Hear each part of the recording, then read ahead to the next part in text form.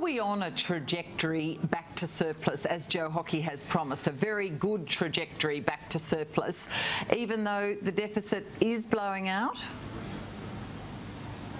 Well, at face value we are, and I'd expect the government to say much the same thing later this evening. The Treasurer said this morning that they're still targeting a return to surplus by the 2019-20 financial year. Do you agree with that? As they did in MyEFO, and as that matter they did in the 2014-15 budget.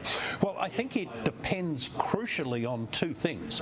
One, the assumption that the economy will grow at 3.5% per annum for 5 years from 2016-17, which is a tall order, I think, given that population ageing will really be starting to bite on the potential rate of economic growth at that time and beyond. The second thing, of course, it depends on is a very significant element of bracket creep, raising the average rate of tax paid by someone on average weekly earnings by about 4% over that period, and pushing him or her into the second top tax bracket in the 2016-17 financial year. Now, if the government doesn't do anything to the tax scales, that's what will happen. But as Martin Parkinson used to point out on any number of occasions, that will have an adverse impact on labour force participation by people of moderate and low incomes, and an adverse impact on people's incentive to avoid tax at higher incomes. So I hope the government will, if not tonight, then further down the track, point to other ways of raising revenue than